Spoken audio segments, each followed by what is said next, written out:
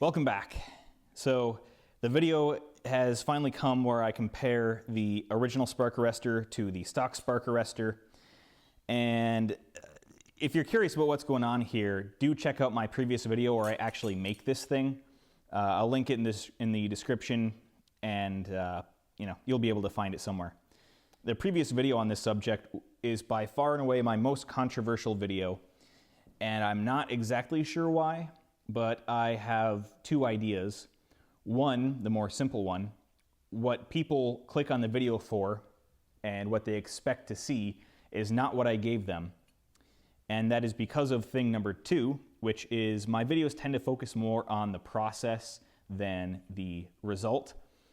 Therefore, people were just looking for some morons brapping about, with primarily an exhaust sound comparison is probably all they really wanted, was just a 30-second clip of, the stock exhaust sound like crap and this one sound like amazingness for such a cheap price. Because people are pretty cheap, if I'm honest. I mean, I am too. Everyone's guilty of it. So to satisfy those people and to keep the promise that I made literally in that video, we're going to do the sound comparison and butt dyno comparison between the stock spark arrestor and this Yoshimura. I can't remember what the name of this thing is. Again, check out my other video if you're curious. So let's get this one installed and see what it sounds like. The next clip you see will be the sound comparison between these two. So I guess I'll see you there.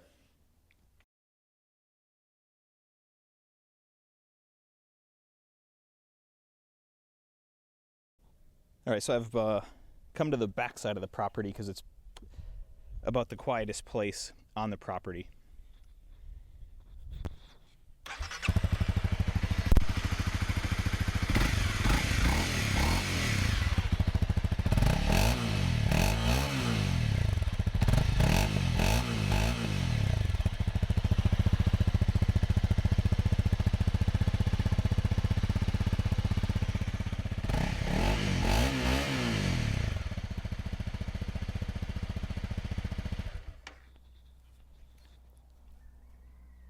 Yep, pretty boring, not a great sound, it's pretty quiet.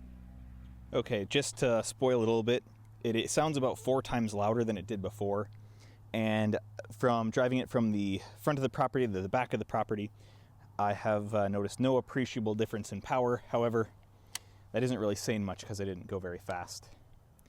So, here's what you came for.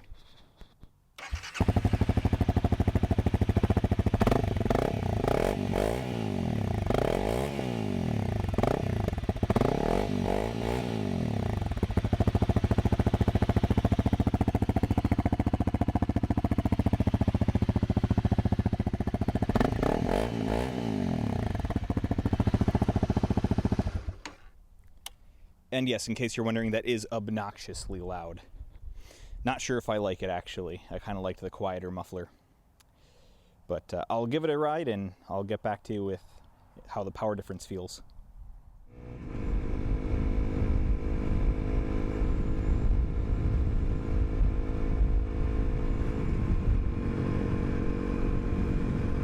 So what are my thoughts now that I've had a few miles to think about the exhaust mod?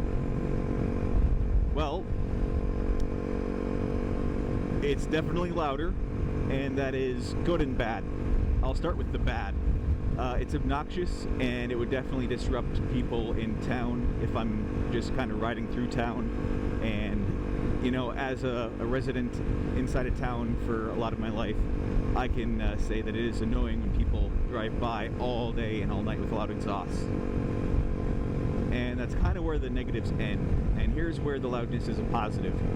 I can actually hear the load on the engine now way better than before.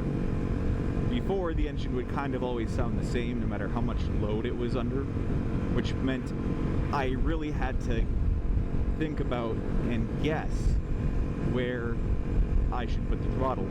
And that's not so great, and it makes it harder to ride. Where now I have a very good audible cue to where I should put the throttle based on the load that the engine is under.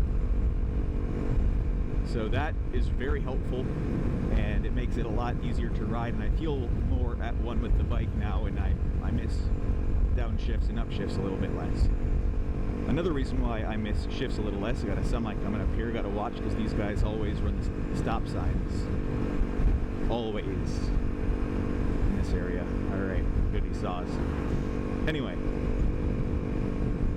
So another reason why it's easier to make the shifts is because it is a lot more free revving than before. It is a lot more willing to change the RPM, and it doesn't want to just stick to wherever it's at, which is really, really nice, especially for downshifting, where it doesn't require as much throttle to blip the throttle, and shifting up it doesn't make quite as hard of a ka-chunk.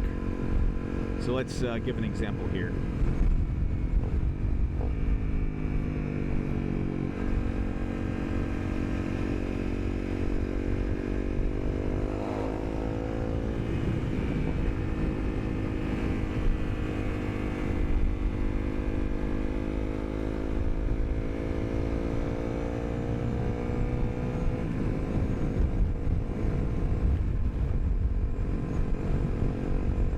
It's a lot easier to ride than before.